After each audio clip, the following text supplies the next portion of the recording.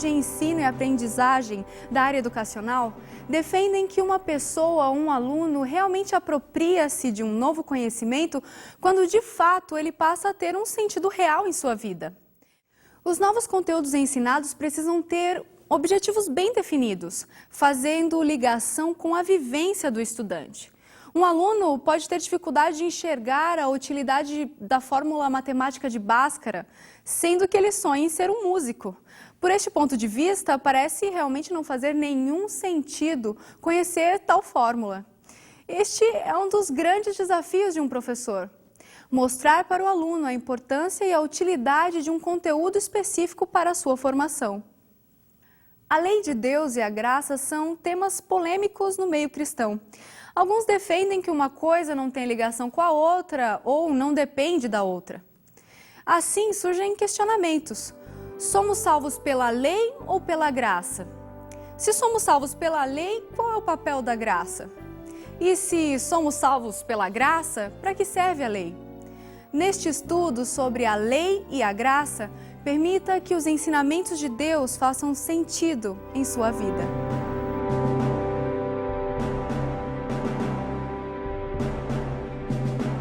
Olá, tudo bem? Hoje vamos fazer um estudo muito importante sobre a lei e a graça.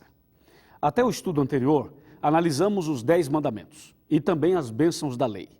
Mas hoje é preciso que uma pergunta seja respondida: somos salvos pela lei ou pela graça? Esta pergunta tem sido feita há séculos por pessoas e religiões diversas. Um jovem muito rico procurou Jesus e lhe perguntou: Mestre, que farei eu de bom para alcançar a vida eterna? Respondeu-lhe Jesus: se queres a vida eterna, guarda os mandamentos. Isto está aqui em Mateus 19, 16 e 17. Mas você pode ler um pouco mais até o verso 22, por exemplo. Note que Jesus foi claro ao dizer: guarda os mandamentos.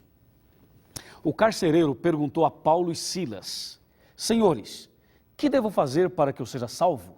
Responderam-lhe: crê no Senhor Jesus e serás salvo tu e a tua casa. E isso está em Atos, capítulo 16, versos 30 e 31. Agora eu pergunto: somos salvos pela lei ou pela graça?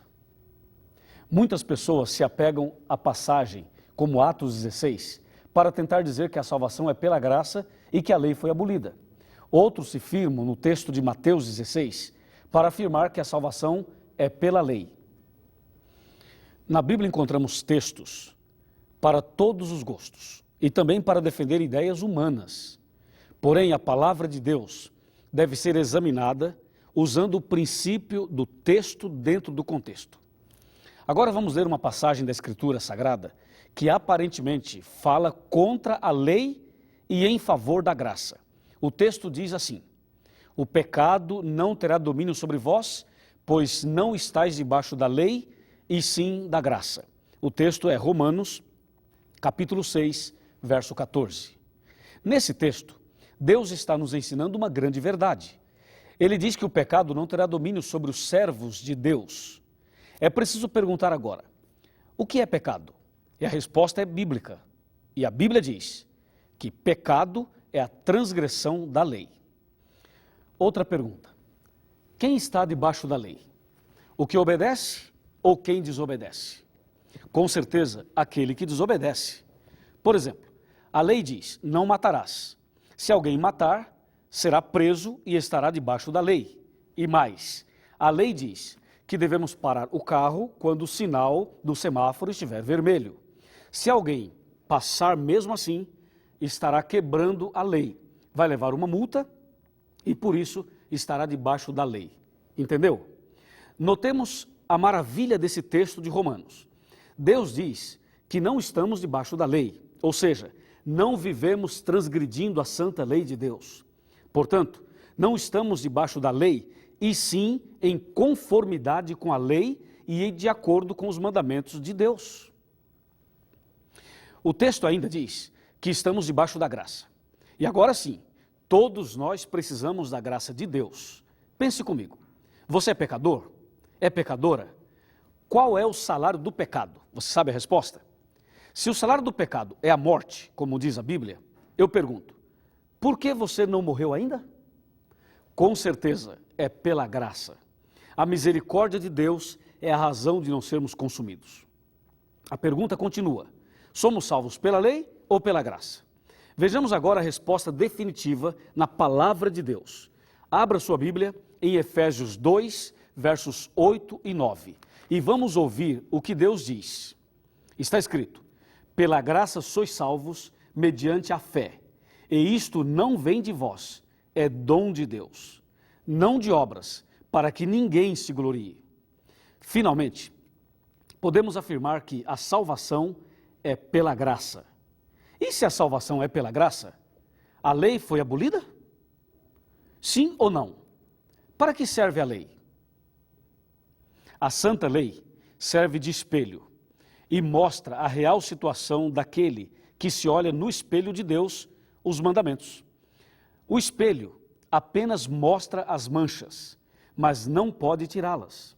Assim, a lei mostra o pecado em nós, mas não pode nos purificar e muito menos nos salvar. Quando olhamos no espelho da lei, sentimos duas coisas. Primeira, o quanto somos pecadores e quanto estamos perdidos. Segunda, precisamos de um Salvador, precisamos da graça de Deus. Quem é salvo pela graça é salvo de alguma coisa, neste caso, salvo do pecado. Considerando que pecado é a transgressão da lei, não poderia haver salvação pela graça se a lei tivesse sido abolida, você não acha? Assim, quando alguém afirma que a salvação é pela graça, sem saber, está afirmando que a lei ainda está em vigor. Porque se não há lei, não há pecado. E se não há pecado, não existe salvação pela graça. Portanto, a Bíblia Sagrada afirma que a salvação sempre foi pela graça, mesmo antes de Cristo, ou seja, no Antigo Testamento.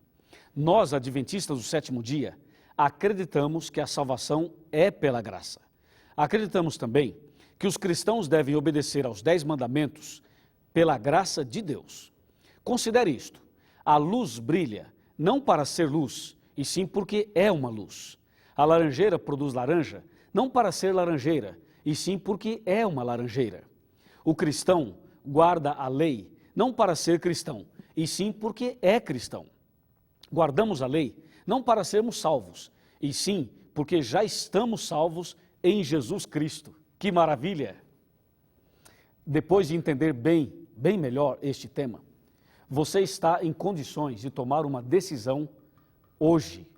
Hoje, Jesus quer libertar você e levá-lo a uma vida de salvação diária pela graça. Mais que isto, Ele deseja abençoá-lo para que você seja obediente aos santos mandamentos de Deus. Jesus disse: se me amais, guardareis os meus mandamentos. João 14, verso 15.